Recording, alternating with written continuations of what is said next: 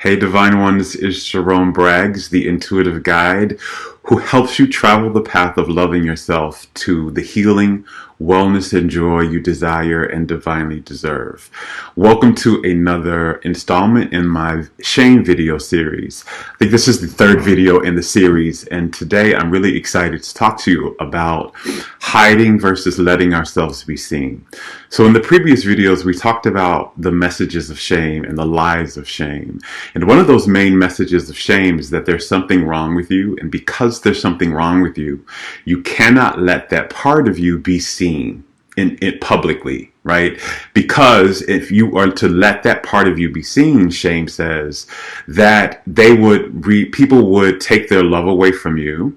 They would take their belonging away from you, and you would be destroyed by it. Right? You would literally be eaten alive somehow. So this actually plays into the animal part of our brains, right? And it starts to activate the defense mechanism within us, which is the animal defense mechanism of hiding. And so to protect ourselves from losing love and losing belonging, or being destroyed or eaten alive, really, we will hide the part of us that we believe is wrong, the part of us that will make someone or something or people or places remove their love from us, or remove their belonging from us, or be able to destroy us in any type of way, right? And so to keep ourselves safe, or to protect ourselves from that, we will hide. This is a defense mechanism that happens in every single person, and it happens in all types of animals. So if you can think about, even in the animal kingdom, think about animals that when they are afraid, or when they are being attacked in some way, they'll try and burrow and hide. Animals may camouflage themselves in some way so that you don't actually see them. So that you can attack them in some way. This is a defense mechanism of hiding. We are the same. We are literally animals, and we have the same type of defense mechanism. We will hide, and we'll hide ourselves in a myriad of ways. And what we're doing is trying to protect ourselves, again, from losing love, losing belonging, and from being destroyed in some way. Right? Again, being literally the animal part of our brain associates it with being eaten alive. And so what shame will make you do is it will make you hide yourself. It will make you hide pieces and aspects of yourself. And that's one of the things that happens when we feel shamed. And so, in my own journey, the things that I was taught to feel were wrong about me were, one, the shape of my body. I was teased a lot, and I've spoken a lot about this, so I won't go into great detail about where this came from, but I was teased a lot as a kid for the shape of my body. I was called chubby and fat, and so I was made to feel like my body was, there was something wrong with it as it was, and as it was, I wasn't attractive as I was, and so I wouldn't receive love, and I wouldn't receive belonging, and that people would attack me for the shape of my body. And so one of the things I did to hide it was, I never wore shorts until I was in my 30s, actually, because I would hide my legs, because I thought my legs were, fat and chubby. And so I would hide them. I literally wouldn't wear shorts. I would always wear long pants, even if it was in the summer, even if it was, extremely hot. I wouldn't wear long pants. I also was the kid that always wore a shirt in the swimming pool, right, to hide my body so that people wouldn't call me fat or wouldn't feel that I was fat, right? That was a way that I hid my body. And another way that it came up into my adulthood, that shame. So I did a lot of healing around that and revealing my body, which is why I do a lot of pictures, why I share a lot of pictures of myself and selfies, especially a lot of sexy pictures of me in my underwear. Because, and you'll see that in a minute, but that's a way of really embodying my being and also healing the shame. Another thing I used to do that I did in my adulthood around hiding was around the issues with my body, was hiding illness, right? Because that was another message that was going deep into my subconscious, was there was something wrong with you. And illness was another thing that said there was something wrong with my body and that they wouldn't find me attractive and they wouldn't love me for it. And so one of the things I would do is I wouldn't tell people that I had, when after my near-death experience, I didn't tell people that I was still dealing with and in my healing process of healing from HIV and kidney failure. I didn't even tell that really in my work, right? So I had healed myself the first time, but the second time after it had come, I didn't share that I wasn't fully healed again. And even in my work, I didn't share that. I didn't share that I was still in my healing process and am still in my healing process, because the voice of shame said, if you reveal that, if you really show that and let that be seen, let that aspect of you be seen, you won't be loved, you won't belong, and they will destroy you for it. They will destroy you for your truth. So that's one of the ways for me that I used to hide, and that was one of the things I had healed the issue around that aspect of my body. But what I realized in the retreat that I went to a few weeks ago was that I was still hiding that portion of me around the illness aspect. And so part of my own healing process was to reveal it, and I'll share a little bit about why revealing is how we heal shame in a second. The second part of the things that I received a lot of shame for and that I held shame for in my youth was my intuitive gifts. And so my intuitive gifts, my mediumship, the channeling, all of that, a lot of that opened when I was a kid. And I was aware of that when I was very young. But I grew up in a very religious culture, in a very religious home, and in a very religious environment. Like the very state I lived in was called the center of the Bible Belt, the buckle of the Bible Belt, actually.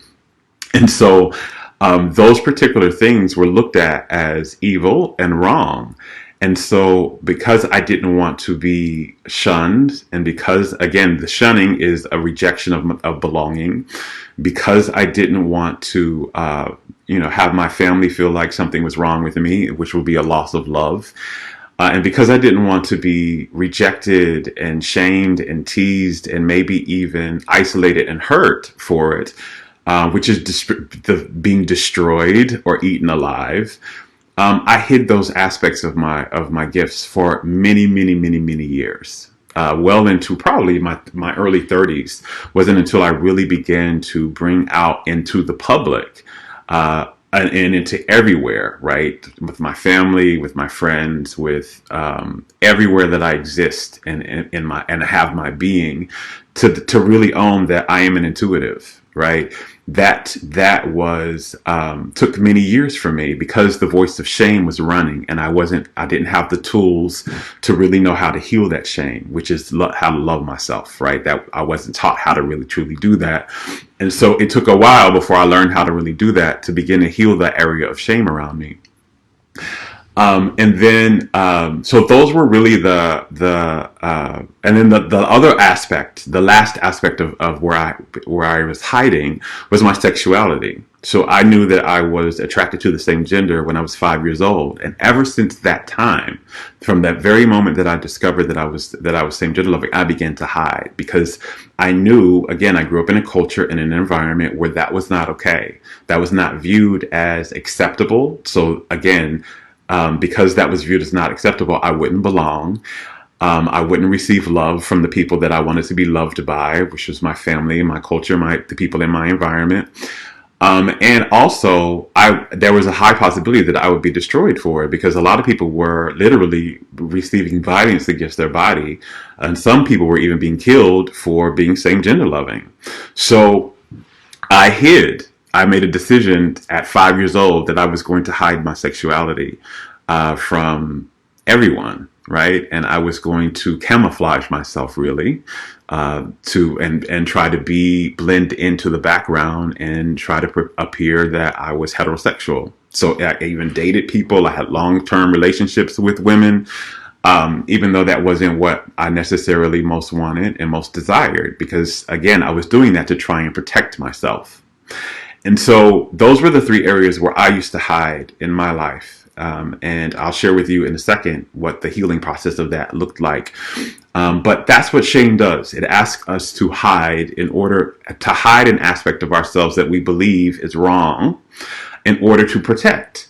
And what we believe we're doing is protecting ourselves. What we believe we're doing is really keeping ourselves safe. But in essence, what shame makes you do is you may receive some modicum of a feeling of safety, but you are actually really harming yourself. And how you are harming yourself by hiding is you are divorcing yourself. You are cutting off and separating yourself from an aspect of yourself, and you never actually experience wholeness. And your body needs your wholeness to stay healthy. This is where a lot of illnesses come from. This is why a lot of illnesses get manifested in our bodies, because we are not whole and we're not receiving the whole energy of our soul in our bodies, right? This is what some shamans will call soul disconnection, right? You literally are cutting pieces of your soul out of your being. And you're saying, this part of me doesn't belong. So you don't belong to yourself. You never fully belong to yourself. You never experience your wholeness. And again, you need your wholeness to experience true wellness. So that's one way that you harm yourself. The other way that you harm yourself is that you put yourself in bondage when you hide, because you're suppressing an aspect of yourself. You don't allow that aspect of yourself to be free and to freely express. So you imprison yourself and you never feel the vibration of freedom in your life. And so for me, in those areas, when I was hiding my sexuality, I never felt free. When I was hiding the aspects of my body, trying to keep people from seeing myself, I never felt free, fully felt free in my body. Right? When I was hiding the aspects of my intuitive abilities, I never felt free. I always felt imprisoned. I always felt in bondage. And so, and I never felt whole. I was never fully expressing the wholeness of my being. And so I manifested diseases that made me feel more imprisoned, which was dialysis, which was kidney failure. You know, I had to be on dialysis and have to be on dialysis 3 times a week, which is a feeling of being imprisonment and not being free. Right? And so, and I've done many videos to talk about how your chronic illnesses or diseases are just an absolute reflection of your internal state of being. So if you don't feel free, you're going to manifest an illness in your body. Especially if you hold this chronically. Again, chronic illnesses are a reflection of a chronic state of being, internal state of being. So I didn't feel free for many years. This wasn't just something I felt for a few days and then illness showed up. This was something I had felt for many years before illness showed up.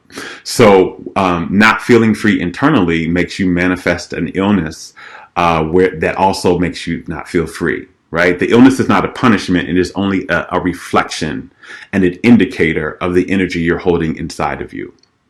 So that's how shame literally poisons us. It disconnects us from the wholeness of our soul's energy that we need to experience wellness. And it disconnects us from the energy of freedom. And to heal shame, in order to heal shame, the process to healing shame is to let ourselves be seen. You know, shame needs a secret in order to survive. It needs something to be hidden. So shame again says this is not safe. To be fully revealed and to be fully seen in the world. So it asks you to hide something. And in order for shame to exist and to stay and to be present in our being, we have to have something to be secret. The secret is what feeds the shame and keeps the shame alive. In order to heal the shame and return yourself to love, you have to reveal. Shame is a hiding. Love is a revealing. The love energy is belonging. That was the first video we talked about in this series. Love is belonging. And belonging is a revealing. It's saying all of you deserves to be here. All of you is okay and it's accepted. And that's one thing a lot of people who have a near-death experience, who cross over to the other side, that's one thing they experience, is they experience a sense of belonging, like all of their self is valued. All of their being is welcomed, no matter what their gender, their race, their sexuality, their health status, their economic status, what they have or don't have. All of it is seen as valuable. All of it is welcome. All of it is loved, right? So all of it can express. And that is what love asks us to do. Love asks us to reveal and to let ourselves be seen.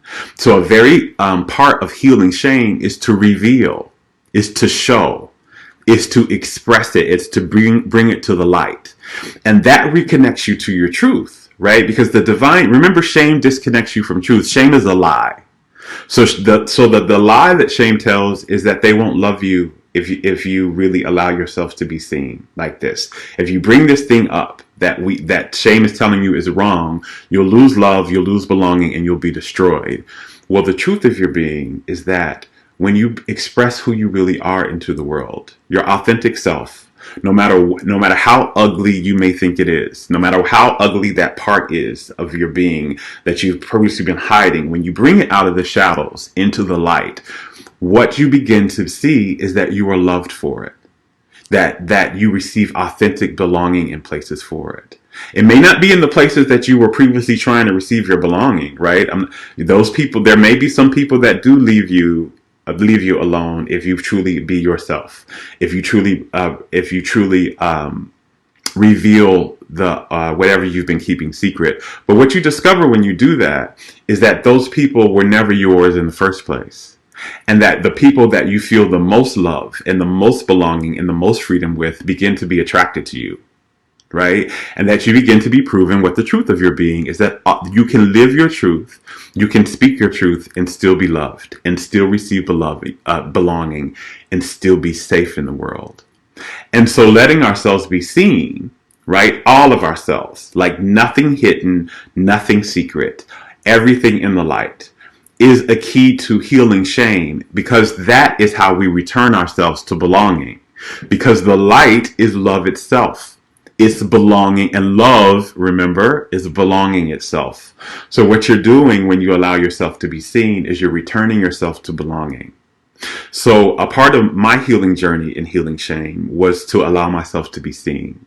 So that was to allow my body to be seen, right? Not just wearing shorts, but that's why I'm very demonstrative in showing of my body, right? Like I take a lot of sexy photos and I share them on my social media platforms. I don't do that to get attention or to try and garner sexual attention from other people. I do it as a process to keep myself healed from shame. Right? To stop hiding my body, instead to show my body to the light, so that I know that my body belongs in the light. Right? That was one of the ways that I began to heal the body shame that I have, was to know that all of my being is enough. All of my body is enough, no matter what size it is, whether I have a very muscular and ripped body, and sometimes I do, or whether my body is softer and is thicker, right? And sometimes I have a body like that, right? Which I kind of do at this moment now. And so to let that, no matter what size my body or shape my body is in, to let it be seen, to show it off, right? Because that's what love does. And loving myself is a revealing of my body. It's a showing of my body. Right? And I'm not trying to suppress aspects of my body or hide aspects of my body, because that's shame. The second thing was my sexuality, right? To come out. So I came out many years ago. And so I don't have any shame in my being around my sexuality. I totally know that my sexuality is a holy thing, but that was a part of healing the shame around my sexuality, was to reveal, was to be honest about it, to share it in all places of my being, and to not hide or suppress it anywhere. And then the other part of my healing was to reveal all of my intuitive gifts, right? To bring all of them out in the light. To show them in all spaces that I exist in, that, I am a medium, I am a channel, that I can speak to the other side, I can speak to people's loved ones on the other side, I feel energy, I read energy, all of that, right? To bring that out and actually make a business around that. That was part of me also healing my shame, was to make a business around all of my being, to not hide my being in my work, which I used to do, right? I used to work with I used to do coaching for individuals, and I wouldn't really bring my intuitive gifts into my coaching. I would hide that aspect. Now my entire work in the world is based on my intuitive abilities and all the pieces of my being, right? That's me loving myself, revealing myself, letting all of myself be seen, as well as letting myself be seen, knowing that I am still in the midst of my healing journey physically, right? That my body is still healing, right? It has done some miraculous healings already. I have been able to heal some things already that have been said were incurable to heal, but that I'm still in the midst of healing my kidneys and my immune system, that I'm still experiencing kidney failure and HIV. That was something that I had to reveal, and that I realized I was still hiding, and that I hadn't really owned up to the fact that I was still hiding that in a way. So part of that is me revealing that, like I'm doing now. And so healing shame requires us, a part of healing shame requires us to reveal the very thing that we think is that we're ashamed about. It's to bring it from the shadows, to bring it from the dark into the light, and to heal the part of us that believes that doing so will destroy us. Right.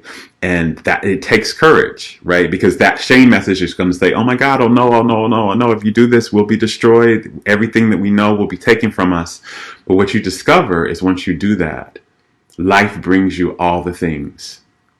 Instead of taking things away from you, life brings you things. And it brings you an authentic life that allows you to feel free and loved.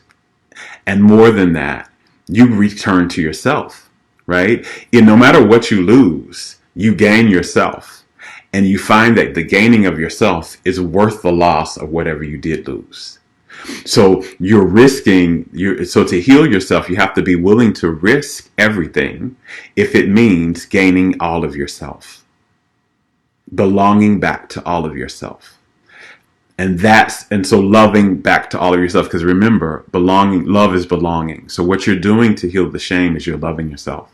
You're returning yourself to your own belonging, to your own wholeness, and to the experience of freedom by being seen in the world for who and what you really are. And when you do that, wellness is definitely on the way. And joy is definitely on the way, because wellness and joy are parts of love. So I hope this has helped you understand shame and the healing of shame in a better way. I've got more to share in this series, so stay tuned for future videos. And as always, if anything in this video, if you believe anything in this video is of service to anyone else you know, please share this video with them. And if you're watching on my YouTube video, please be sure to subscribe to my YouTube channel. As always, I love you all. Now go love yourself. Bye.